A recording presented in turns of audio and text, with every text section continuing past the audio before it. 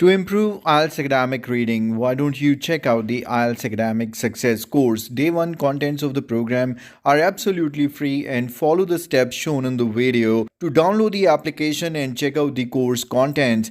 Make the card payment and start improving your IELTS reading from today. Hi friends and how are you doing today. आज मेरे पास जो आपके लिए reading passage है वो बहुत ही इंटरेस्टिंग है।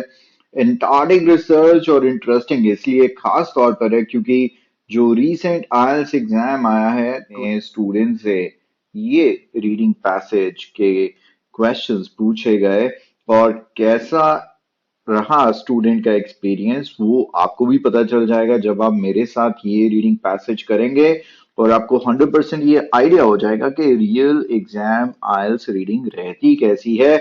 और वो चीज मैं आपको हजारों बार बता चुका हूं कि हमेशा आइल्स कैम्ब्रिज का जो स्टडी मटेरियल उसे प्रैक्टिस कीजिए। वही कमेंट सेक्शन में मुझे जरूर बताइएगा क्योंकि अगर आपके कमेंट्स नहीं आएंगे तो मुझे उतनी मोटिवेशन नहीं मिलती जितनी मोटिवेशन से मैं आपके लिए वीडियोस बनाता हूं। दूसरे स्टूडेंट्स मेरे साथ साथ करें और मेरे बताने से पहले अपना आंसर बताएं और अगर आपका आंसर सही रहता है तो अपना स्कोर बताइए कि आपको कितने स्कोर इन 13 क्वेश्चंस में आया हो। 12 या 13 क्वेश्चंस ये टोटल होंगे।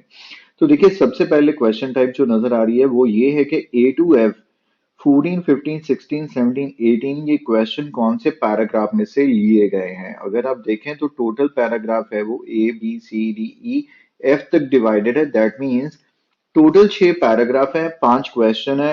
हिट होने के चांसेस बहुत हाई हैं। हम यही अगर ये क्वेश्चन 2 होते या 3 होते या पैसेज बहुत ज्यादा होते तो हम इनको लेटर ऑन अटेम्प्ट करते। अगले 3 क्वेश्चन जो हैं वो ब्लैंक्स हैं और नीचे वर्ड दिया भी हुआ है कौन सा फिट हो रहा है। और बाद में आपको नजर आ रहे हैं 5 या 6, यस 5 एमसीक्यूज जो कल भी मैंने आपके साथ डिस्कस किए। एक एक करके सभी क्वेश्चंस को डील करेंगे लेकिन एज सेट रीजनेबल यही कि हम पहले क्वेश्चन टाइप से स्टार्ट करें। और इसको करने का ढंग क्या है, सबसे पहले हम क्वेश्चन नंबर 14 टू 18 अच्छे से पढ़ के अपने दिमाग में बिठा लेंगे और उसके बाद कुछ और करेंगे। Question number 14, the example of research on whether prediction on agriculture, strong keyword is agriculture या वेदर प्रिडिक्शन के साथ हम एसोसिएट करेंगे। कोई ऐसा पैराग्राफ ढूंढेंगे जिसमें ये इंफॉर्मेशन है। Antarctic sea ice bring life back to world's ocean vitality. तो यहाँ पर एंटार्क्टिक आइस की बात कर रहा है जो क्या लेके आया, ओशन विटालिटी, मतलब उसका बेनिफिट जो है वो है ओशंस को। A food chain that influence animal living based on Antarctic fresh ice. So this is associated with animals जो वहां की fresh ice से जुड़े हुए हैं। Explanation of how atmospheric pressure above Antarctic can impose an impact on global climate change. Now Antarctic नहीं, above Antarctic के ऊपर जो atmospheric pressure है उसका global climate change पे effect। Antarctic was once thought to be a forgotten and insignificant continent, मतलब किसी time इसको ये माना जाता था। अब ये एंटार्क्टिक है क्या? आई होप आप सबको पता है ये ग्लोब है, प्लेनेट अर्थ है। अच्छा नीचे नहीं जाओगे, मत जाओ, ऐसे ले जाएंगे आपको। ये है नॉर्थ पोल, ये है साउथ पोल, इसे बोलते हैं आर्कटिक, दिस इज एंटार्क्टिक। और यहाँ पर जो पोलर रीजन है उसे एंटार्क्टिक बोलते हैं और उसी की रिसर्च की बात हो रही है। बहुत ही ज्यादा ये कोल्ड क्लाइमेट है, यहाँ पर कोई रहता नहीं है और ये रिसर्चर्स के लिए बहुत ही ये अच्छी जगह है। एक्सपेडिशंस होते हैं क्योंकि माना ये जा रहा है कि यहाँ का जो वेदर है, यहाँ के जो लोकेशन है अभी भी इतने प्रिस्टीन है कि जैसे ह्यूमन, क्योंकि यहाँ पे इंटरवेंशन बिल्कुल नहीं है और इससे कई सारी सेलेस्टियल बॉडीज, मतलब यूनिवर्स में ऐसे बॉडीज हो सकते हैं जिनके इन्वायरमेंट से इसको रिलेट भी किया जाता है, जिसकी वजह से इसको अपनी जो हमारी स्पेस रिसर्च है उस पॉइंट ऑफ व्यू से भी काफी इंपॉर्टेंट माना जाता है। ये बातें तो चलो आपको अगर नॉलेज में है तो आपको असिस्ट करेंगी। Otherwise paragraph is associated with geography. लड़कों को थोड़े से ज्यादा मजेदार ये पैराग्राफ्स लगते हैं क्योंकि उनका ज्योग्राफी में इंटरेस्ट थोड़ा सा ज्यादा होता है एज कंपेयर टू गर्ल्स, क्योंकि अभी यूक्रेन का वॉर लगा हुआ है तो शायद मुझे लगता है कि पहली बात तो बहुत सारे लोगों को ही नहीं पता होगा कि ज्योग्राफिकली यूक्रेन कहाँ पर लोकेटेड है। और अगर गर्ल्स से स्पेशली पूछा जाए तो वाकई वो विजुअलाइज शायद ना कर पाए उतना अच्छा कि कहाँ पर ग्लोब पर यूक्रेन या रशिया की पोजीशन है, या जहां पर इस टाइम वॉर लगा हुआ है। अगर आप फेमिलियर है तो कमेंट सेक्शन में यस जरूर लिखिएगा।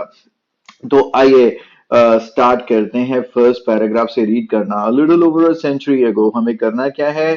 पहली बात तो बहुत तेज पढ़ना सीखिए, क्योंकि रीडिंग स्पीड से आप ओवरऑल अपनी स्पीड डेवलप करते हैं, रीडिंग जल्दी कर लेते हैं। और पढ़िए इस हिसाब से, ये ना हो कि बहुत तेज पढ़े और समझ कुछ ना आए, थोड़ा सा उस रिदम में पढ़ें कि आपको कुछ समझ आए। और मेन या स्ट्रॉन्ग कीवर्ड जैसे ही आपके माइंड को हिट किया, जो हमने 14 से 18 क्वेश्चन तक देखा है, पटक से आंसर लगा दीजिए।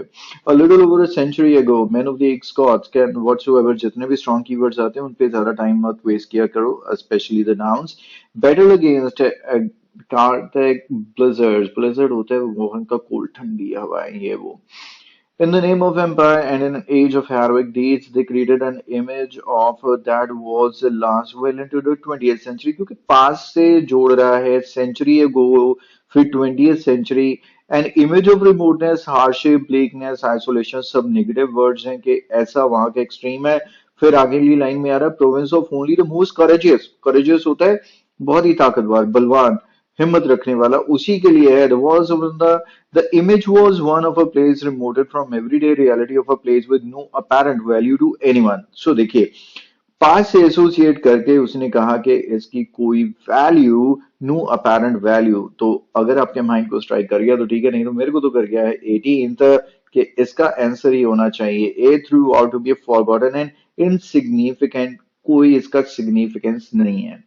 आइए रीड करते हैं paragraph B. As we enter 21st century, perception of Antarctica has change ना, अब हमारी इसकी सोच इसके प्रति बदल रही है। Although physically Antarctica is no closer and probably no warmer, to spend time there still demands a dedication not seen in ordinary life. The continent and its surrounding oceans are increasingly seen to an integral part of planet Earth and a key component in the Earth system. It is because the world seems a little smaller than these days, shrunk by TV and tourism, or is it because Antarctica really does occupy a central spot on Earth's mantle? Specific research during the past half century has revealed and continues to reveal the Antarctic great mass and low pressure exert a pressure influence on climate and ocean circulations factor which influence the lives of millions of people all over the globe. Anyway, अगर पूरी बात करें तो यहाँ पर यही है कि अब इसके बारे में थोड़ी सी सोच बदल रही है, लेकिन ये नहीं है कि ये बहुत इजी हो गया यहाँ पर जाने के लिए। और लोगों का इंटरेस्ट या टूरिज्म या टेलीविजन के वजह से काफी ये इम्पोर्टेंट हो गया है, अब सेंट्रल स्पॉट हो गया है ये। और बाद में इसने ये कहा है कि साइंटिस्ट ये रिवील कर रहे हैं, और उन्होंने रिवील भी किया है कि यहाँ का टेम्परेचर जो है वो इन्फ्लुएंस करता है क्लाइमेट एंड ओशन को। यहाँ पर हो सकता है कि आपको लगे 17 का आंसर ये बी होना चाहिए, लेकिन नहीं होगा, क्योंकि वो एंटार्क्टिक की बात नहीं कर रहा, वो कर रहा है एटमॉस्फेरिक प्रेशर अबव एंटार्क्टिक। ठीक है, तो इसलिए हमें रीड करना चाहिए पैराग्राफ सी। तो यहाँ पर भी थोड़ा सा डिजाइन बना देते हैं। Antarctica was not always cold. The slow breakup of supercontinent Gondwana with the northern movement of Africa, South America, India, and Australia eventually created enough space around Antarctica for the development of an Antarctic whatsoever current that flowed from west to east under the influence of a prevailing westerly winds. Antarctic cooled, its vegetation perished, glacial began, and the continent took on its present day appearance. So this is what I can say कि यहाँ पर वो above की बात कर रहा है, सबसे नीचे गया है एंटार्क्टिक, ऑस्ट्रेलिया के पास की बात हो रही है। और उसके ऊपर वो कह रहा है कि गोंडवाना एक सुपर कॉन्टिनेंट होता था, ये शायद आपने पढ़ा होगा आइस एज के बारे में, जहां जहां पर सभी कॉन्टिनेंट्स एक बार एक जगह पर कनेक्ट हो गए, धीरे धीरे टूट के वो बिखर गए, अलग अलग हो गए। और यही वो चीज है कि south Africa, America, Africa, India, Australia, ये एक दूसरे से हट गए, जिसकी वजह से अंटार्कटिका की ये जो वेजिटेशन वगैरह सारा कुछ इफेक्ट हो गए, सभी चीजें इफेक्ट हो गई। तो this is what above Antarctic can impose impact on global climate change. So इसका सी आंसर आ जाएगा। Next is out of the extreme environment comes some powerful forces that reward में जो भी मुश्किल वर्ड आए उसको भूल जाओ। जितनी दिक्कतें लाइफ में आए उनको इग्नोर करो तो आपकी लाइफ बहुत स्मूथ हो जाएगी। आधे बच्चे डिफिकल्ट वर्ड्स पे फंस जाते हैं और सही से समझिएगा, मैं जब रीडिंग कराता हूँ अगर आप ये चीज समझ लेना कि आप नोटिस करके देख लें कि ज्यादातर मुश्किल वर्ड्स का आपके आंसर से कुछ लेना देना ही नहीं है, वो सिर्फ आपका टाइम वेस्ट करवा रहे हैं। आप बार बार रुकते हो उनको समझने की कोशिश करते हो, नहीं भी समझोगे तो कोई फर्क नहीं है। डियर्स रोटेशन कपल्ड टू, ये बड़ा अच्छा वर्ड रहता है, आप यूज किए कीजिए।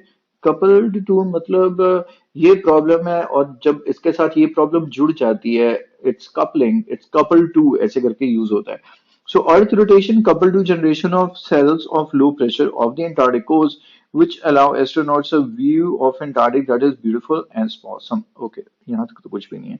Spinning away to the northeast, the cell grows and deepen, whipping up and southern ocean into mountainous sea to respected by mariners. Recent work is showing that the temperature of the ocean may be better predictor of rainfall in Australia then is the pressure difference between Darwin and Tahiti. मैं Australia में रहा हूँ, Darwin एक जगह है, तस्मेनिया आपने सुना होगा। मतलब कि ये बेटर प्रिडिक्शन में हेल्प कर सकता है रेनफॉल की इन ऑस्ट्रेलिया में बजाय के डार्विन के। फिर वो कह रहा है कि सदर्न ऑस्किलेशन इंडेक्स करके कुछ है by receiving more accurate predictions, फिर से प्रिडिक्शंस की बात कर रहा है और ऐसा हमने कुछ शायद इधर देखा था। ये रहा पहला ही, वेदर प्रिडिक्शन ऑन एग्रीकल्चर, देख लेते हैं एग्रीकल्चर से कुछ जुड़ता है या नहीं। यहाँ पर अगली लाइन आ गई, not only does the limit of losses but it prevent serious pasture degradation. Pasture समझ रहे हैं, यहाँ पर दूर दूर तक हरी खेती रहती है और वो आ, ये हमारा एग्रीकल्चर से जुड़ गया, but we confidently predict we no more Antarctic south enhance extend over, so this is what it is I would say. तो यहाँ पर overstocking in years, able to avoid overstocking in years, graziers की भी बात हो गई, more accurate prediction, graziers in are avoid to overstocking, मतलब उनको अपने पास खाना ज्यादा ओवर स्टॉक करने की जरूरत नहीं है क्योंकि वो पहले ही टाइमली प्रिडिक्ट कर लेते हैं because of weather. So this is associated with agriculture, so D is certainly the answer of question number 14 15 की तरफ मूव करते हैं, रादर पैराग्राफ ई की तरफ। The ocean surface temperatures result from interplay between deep water temperature, air pressure, ice. Each winter, between 4 to 19 million square of sea ice form, locking up huge quantities of heat close to the continent. Only now we can start to unravel, अच्छा word है, सीखना है तो मतलब किसी चीज को explore करना, पर्दा उठाना किसी चीज से। The influence of sea ice and weather that is experience in southern Australia but in another way, the extent of sea it influence far beyond Antarctic, Antarctica, the small shrimp like crustaceans, ये शायद आपको सुनने में अजीब लगेंगे लेकिन nouns हैं, S लग रहा है। और उसके बाद क्या आ गया, that are the staple diet for, diet मतलब फूड के साथ कनेक्ट कर दिया। बीन वेल, पेंगुइन, ये कई सारे एनिमल्स आ गए और अगर आपको याद होगा हमने एक ऐसी ऑप्शन रीड की थी that was influence the living, और शायद ज्यादा वेस्ट करने की जरूरत नहीं है हमें टाइम, तो ई आंसर हम इसका लगा देंगे। अभी हमारे पास एक ही बचा है, Antarctic sea brings life to the soup, बचा है तो उसको लगा दो क्योंकि रिपीट हम किसी को कर नहीं सकते और बस हमें ये देखना है कि वर्ल्ड ओशन कोई लाइफ ब्रिंग बैक में कुछ ये हेल्प कर रहा है कि नहीं। The circulatory system of the world's ocean is like a huge conveyor belt, moving water, dissolved minerals, nutrients from one sphere to another and from ocean absolute depth to the surface. ACC is longest current in the world and has the largest flow. So यही सारी चीज वो कर रहा है जिसमें उसने जोड़ भी दिया Atlantic, Indian and Pacific oceans को। ऐसा अगर आपको बहुत लंबा पैराग्राफ लगे तो पहली एक दो लाइनों के साथ एक बार लास्ट लाइन भी पढ़ लेनी चाहिए। So when it rise well into the northern, it reoxygenate, समझ आया ना अपने आप में वर्ड, ऑक्सीजनेट मतलब ऑक्सीजन देना किसी चीज को, रीऑक्सीजनेट दोबारा से ऑक्सीजन देना, रिविटलाइज वो अपना युवराज इसकी एड भी करता था, कैप्सूल आते हैं रिवाइटलाइज। आप एक जो वर्ड होता है बड़ा फ्रीक्वेंटली यूज करते हैं हमारे students, I am feeling rejuvenated, right, वो रीजुवेनेटेड रिविटलाइज वो दोनों सेम ही होते हैं, दोबारा से लाइफ आ जाना। The state of northern ocean and their biological productivity owe much to what happens in Antarctic. Owe होता है किसी का हमें कर्ज देना हो जैसे। So this is what biological productivity इसकी जो बढ़ रही है वो अंटार्कटिक की वजह से बढ़ रही है। और यही चीज वो कह रहा है कि ब्रिंग बैक लाइफ। डाल दीजिए एफ यहाँ पर answer. And let's move on next question. आइए हमारे पास ये ब्लैंक्स हैं। Globally mass Antarctic size and dash influence climate change. हमने पढ़ा था शायद बी या सी पैराग्राफ में। आइए देखते हैं कि वहां पर वो क्या है। तो वो देखिए सेकेंड लास्ट लाइन में आपको नजर आ रहा है मास हमें चाहिए था। Antarctic's great mass and low temperature. और यहाँ पर हमें वर्ड वही देने हैं जो दिए गए हैं। और इसमें से एग्जैक्टली सेम वर्ड हमें मिल रहा है। And D that is temperature influence climate change. अगला आ गया dash contributory to western wind. Western wind हमें ढूंढ लेना है अगले क्वेश्चन में, क्यों ना हमें अगले पैराग्राफ में ढूंढ लेना चाहिए शायद। ये रहा प्रिवेलिंग वेस्टर्ली विंड। इसका फुल स्टॉप ढूंढते हैं कहां पर है। Full stop to full stop read करके आंसर निकाला कीजिए। चलो यहां से स्टार्ट कर लेते हैं। The slow breakup of supercontinent Gondwana with the northern movement of Africa, South America, India and Australia eventually created enough space around Antarctica for the development of an Arctic circumpolar current that flowed from west to east under the influence of prevailing westerly wind।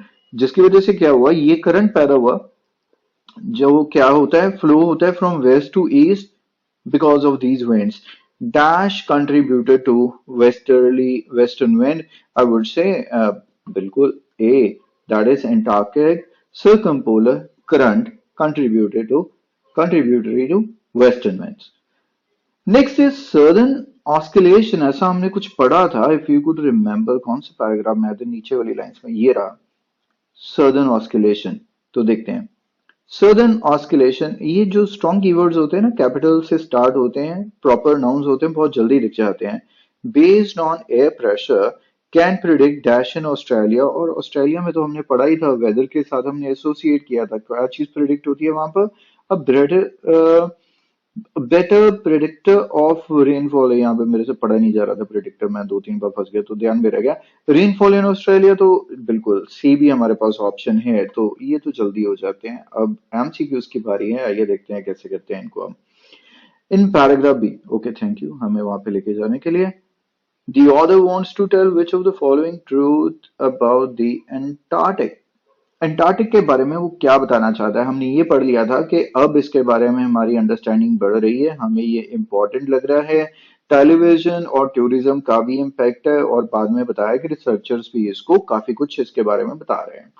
To show Antarctica has been a central topic of global warming in mass media. To illustrate its huge sea bring food to million, नहीं it's not about the food to the millions, लेकिन ये millions की life को influence कर रहा है। Shows it is the heart and its significance to the global climate and current। मजेदार, क्योंकि यहीं पर वो significance ये बताना चाहता है कि इसका कितना importance है। That's why it's hard, और इधर इसने यूज किया है it's central। कुछ यहाँ पर था मेंटल वगैरह करके, हाँ central spot on earth mantle. To illustrate it locates in the central spot. ये जानबूझकर उसने सेंट्रल वर्ड यूज किया ताकि आपका ध्यान जाए कि ज्योग्राफिकली ये सेंट्रल कहाँ पर है, ये तो बिल्कुल नीचे है। Why do Australian farmers keep an eye on the Antarctic ocean temperature? क्यों ध्यान रखते हैं, हमने वहां पे दिखा था ना, उसने कुछ कहा था स्टॉक पाइलिंग वगैरह करके, कुछ कहा था ओवर स्टॉकिंग करके। आइए देखते हैं यहाँ पे क्या था। By receiving more accurate prediction, graziers in northern Queensland are able to avoid overstocking in year when rainfall will be poor. Not only does this limit their loss, but this is a prototype, but it prevents serious pasture degradation that may take decades to repair। तो ये करने से वो क्या कर लेते हैं, अपना लॉस ही नहीं बचाते बल्कि डिग्रेडेशन रोक लेते हैं, जिसको रिपेयर होने में कई बार सदियों लग जाती हैं।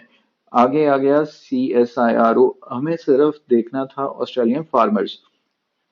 Help farmers reduce their economic and ecological loss. दोनों चीजें कवर हो रही है ना, इकोनॉमिक भी आ गया और जो उसने बिल्कुल क्लियर कहा है लॉसेस, और दूसरा उसने कह दिया इकोलॉजिकल, और यहाँ पर कह दिया कि डिग्रेडेशन जिससे रिपेयर होने में काफी टाइम लग सकता है। ए लगा ही देते हैं, बाकी पढ़ेंगे जरूर। Retrieve grassland decrease in overgrazing, सिर्फ ग्रेजिंग की बात नहीं हो रही। Prevent animal from dying, a sale provide fat, भैया फर्टिलाइजर कहाँ पे आया था। सो चलिए आगे चलो।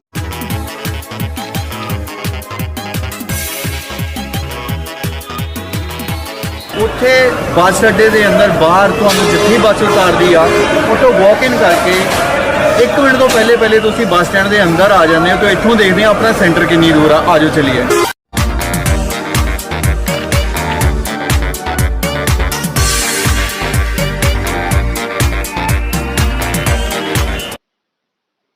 So now let's move on to question number 24. What is the final effect of katabatic winds? कैटाबैटिक winds का अभी हम अगर इस कीवर्ड को ध्यान में देखें तो शायद हमने इसे एक तो पढ़ा था अपने कुछ सी पैराग्राफ, और यहाँ पर तो जस्ट इसकी mentioning so called can reach this.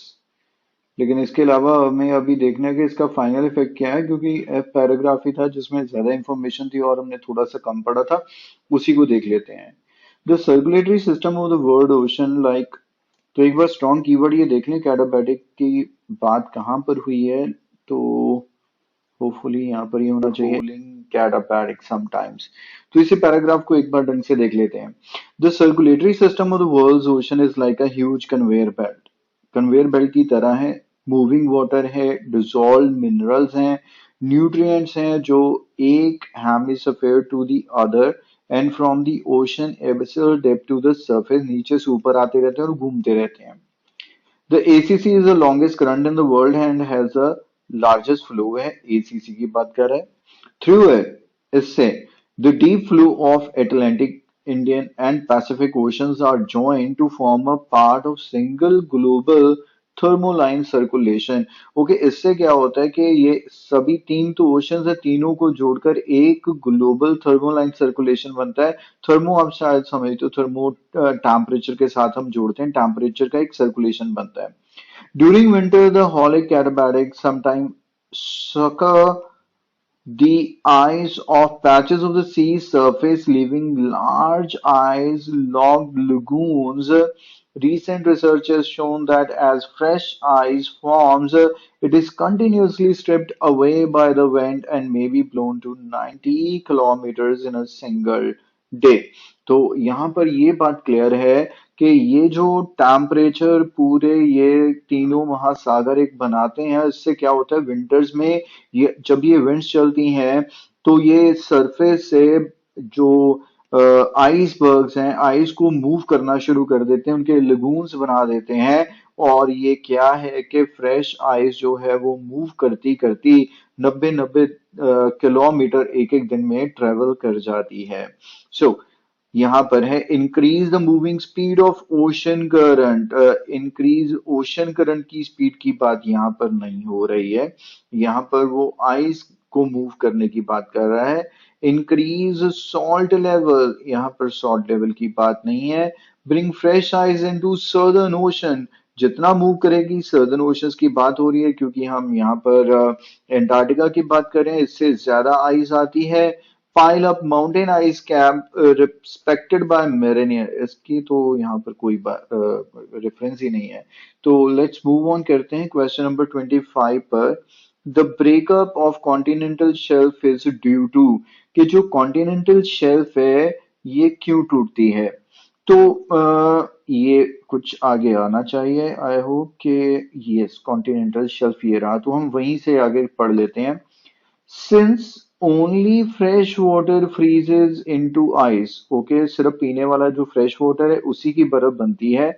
The water that remains, जो पानी बच जाता है, becomes increasingly salty and dense, और वो जो है पानी इकट्ठा हो जाता है, सॉल्टी हो जाता है, डेंस हो जाता है, sinking until it spills over continental shelf, और तब तक ये सिंक करता रहता है जब तक ये कॉन्टिनेंटल शेल्फ तक स्पिल नहीं कर जाता।